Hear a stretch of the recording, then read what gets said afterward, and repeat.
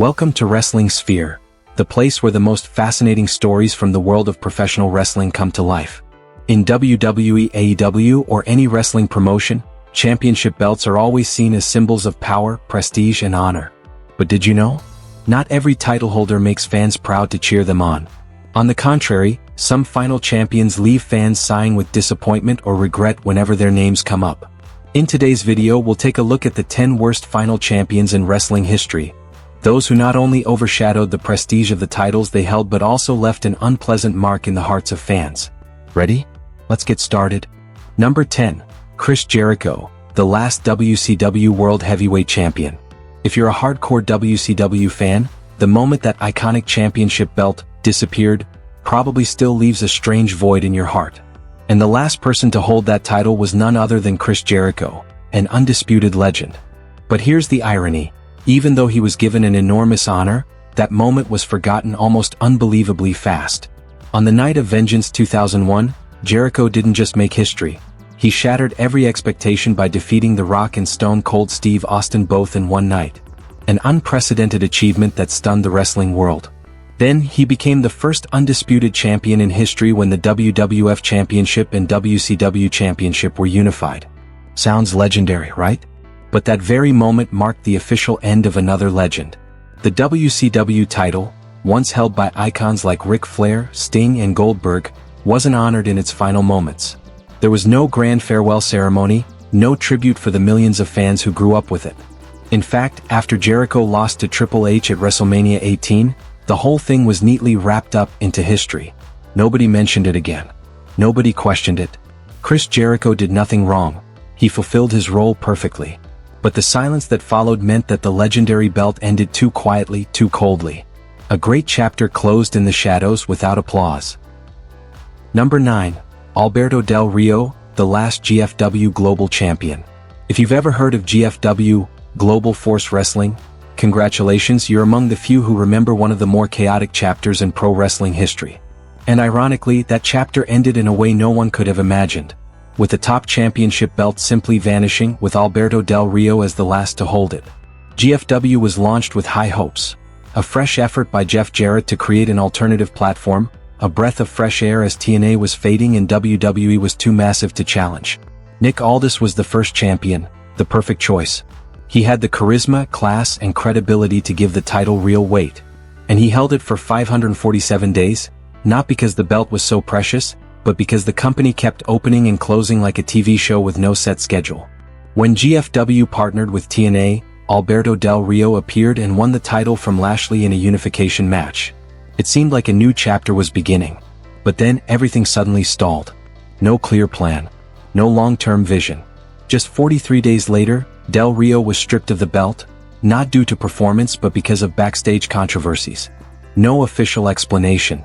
No one mentioned the title again. It vanished from history as if it never existed. And so, Del Rio, already a controversial figure, became the disappointing full stop to a dream that never fully took shape. Number 8.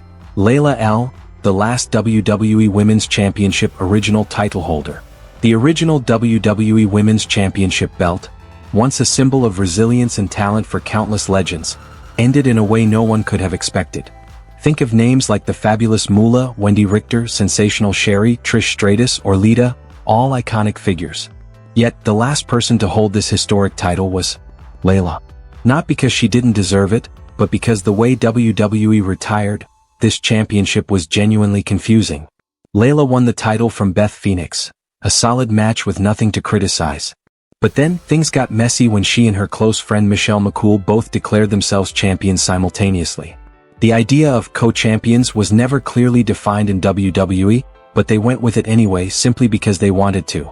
The problem? No one really knew who the official champion was. Leila held the belt but McCool was the one wrestling.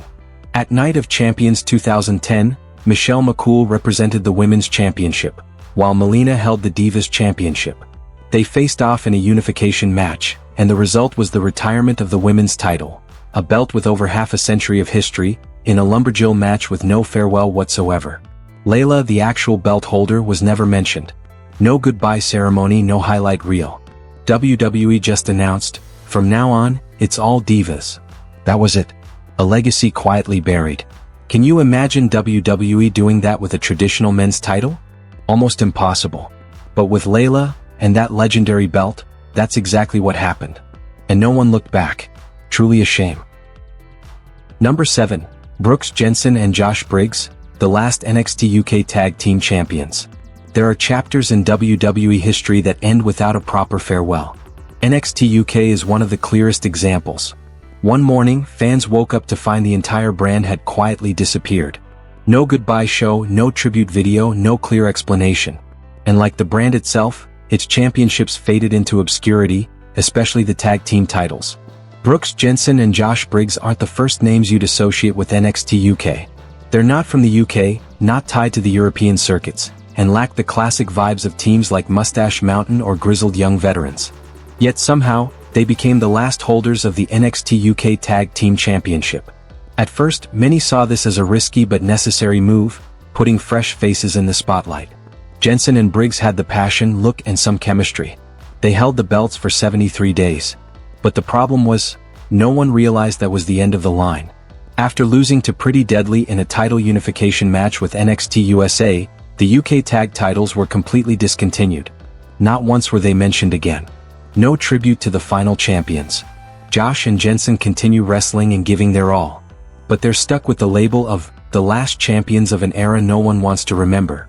And the saddest part? They never got the chance to make that moment something to be proud of. Number 6. Jerry Lawler, the last WCWA heavyweight champion. Sometimes, wrestling history feels like an old tape being rewound, moments of glory abruptly ending in silence. The WCWA Heavyweight Championship is an unfortunate example of this. This title was once the crown jewel of world-class championship wrestling, a powerful Texas-based promotion linked to legends like the Von Erich family, Bruiser Brody, and Rick Rude. The belt was treated as a symbol of honor, reserved only for the most worthy warriors. And then, it ended in one of the most unconvincing ways imaginable. Jerry the King Lawler, a true Memphis legend, was the last to hold this championship. Not because he was connected to WCWA or Texas, but due to a strange unification match with AWA at Superclash 3. In that bout, Lawler defeated Kerry Von Erich, Texas's beloved son, in a controversial finish that resulted in both titles being suspended indefinitely. Sometime later, Lawler was handed the title again, but the glory had completely vanished. There was no heroic atmosphere, no formal farewell. All that remained was confusion and disappointment. Lawler, undeniably talented, inadvertently became the name that sent a Southern wrestling legacy into obscurity. A legacy that deserved to be concluded by its creators, but instead quietly slipped into the hands of an outsider. And then, disappeared as if it never existed. Number 5. Brad Maddox, the last FCW Tag Team Champion. It's hard to believe that the Florida Championship Wrestling Tag Team Championship, the launching pad for a golden generation of wrestlers, ended in the hands of Brad Maddox. Yes, Maddox and Rick Victor were the final holders, but try naming one of them first. Maddox is the obvious pick. At its peak, FCW wasn't widely recognized by the general public, but it was the foundation of NXT, where stars like Roman Reigns, Seth Rollins, Dean Ambrose, Bray Wyatt, Big E, Drew McIntyre, and many others trained and held the tag team titles. Looking back, you see an entire golden generation rising from here. Then, as the spotlight faded, it was Rick Victor, who later made some strides with the Ascension, and Brad Maddox, known mostly for reasons completely unrelated to wrestling. If you know, you know. If not, well, just leave it at that. The disappointment isn't about Maddox personally. It's about closing such a glorious chapter with a pair so forgettable, seemingly just there for the sake of it. FCW deserved a proper goodbye. They should have picked a worthy team so that, at the very least, we could look back and say, yeah, that was a fitting end. But no. They handed it over to Maddox, once a referee, general manager, villain, and now just a question mark. No glory.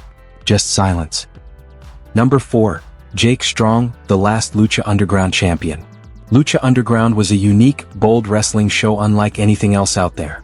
It blended cinematic storytelling, in-ring skills, and wrestling mythology into something truly special. And their championship belt? Trust me, it wasn't just a prop. It had soul, meaning, and the weight of its own story. We saw Ricochet dominate as Prince Puma. John Morrison, aka Johnny Mundo, reached the top here. Jeff Cobb became an unstoppable monster. Pentagon Jr. was bloody but unbreakable. Each of these stars helped shape a glorious era. Then came Jake Strong. Sound familiar? That's right, he's Jack Swagger or Jake Hager now. He showed up late, built as an unemotional powerhouse, using a gift of the gods to snatch the title from Pentagon in a surprising twist at Ultima Lucha. Just Jake Strong standing there as the last champion, like a character who appears mid-story but ends up being the final name etched on wrestling history's tombstone. Jake wasn't bad, he had experience and reputation, but he didn't represent the spirit Lucha Underground once built. When fans think of that golden age, they remember the fiery names, not a former WWE heavyweight champion who briefly wandered through. It's like watching a classic movie, only to find the lead in the last scene is someone whose name you don't even bother to remember. Number 3. Ezekiel Jackson, the last ECW champion. If you were a true original ECW fan, the kind who stayed up late watching Sabu smash chairs over heads, you know this, the ECW title wasn't like any other belt. It wasn't a symbol of flash or glamour. It was forged from blood, sweat, rebellion, and a wild passion for wrestling. So Rhino being the final champion before ECW folded in 2001? Absolutely fitting. The guy was a beast, the perfect choice to close the first chapter of the ECW legend. Then WWE revived ECW. Suddenly what was once an organized chaos became a show on the Sci-Fi Channel. No joke. CM Punk held the belt. Christian held the belt. Even if they weren't true ECW originals, they represented the title with skill and passion. And then, Ezekiel Jackson. Sounds okay, right? Big body, overpowering strength. Big Zeke had all the tools to be a force. But WWE didn't really know what to do with him, besides letting him hold the ECW title just once. A brief win over Christian, then ECW was shut down again. End of story. So the history of one of wrestling's most iconic belts ended with a forgettable match and a champion nobody connected with. It's like letting a stranger close the party you spent your life building. And if Paul Heyman ever dreamed ECW would live forever in fans' hearts, Ezekiel Jackson probably wasn't part of that vision. Number 2. Jim Duggan, the last WCW World Television Champion. Some endings shock you. Then there are those that feel like they were just thrown straight into the trash. Sadly, the fate of the WCW World Television Championship falls into the latter category. Imagine spending years building the prestige of a title once held by legends like Arn Anderson, Steve Austin, and Ricky Steamboat. Then one day it ends up in a garbage bin. Yes, that's exactly how Jim "Hacksaw" Duggan became the WCW Television Champion. He didn't win in a high-profile match. No drama, no spotlight, no bell ringing. He simply found the belt in a dusty backstage storage tossed aside like an old prop. What's even stranger is that Duggan, a true icon who proudly waved the American flag and shouted, "Huh," took it seriously. Not only did he keep the belt, but he actually defended it on TV. That's right, he booked matches to protect a title he essentially crowned himself after pulling it out of the trash heap. 54 days. That's how long the belt lasted before WCW hit the reset button and wiped the slate clean. And just like that, a once proud championship vanished. No farewell match, no goodbyes. With all due respect to Jim Duggan, a true legend, his becoming the last champion in such a picked-up way made an entire legacy crumble like a sandcastle. A terrible ending for a belt that was once so memorable. Number 1. Hornswaggle, the last WWE Cruiserweight Champion. Let's be honest, when WWE introduced the Cruiserweight Championship, the goal wasn't to honor the technical prowess of high-flying wrestlers, it was to compete with WCW.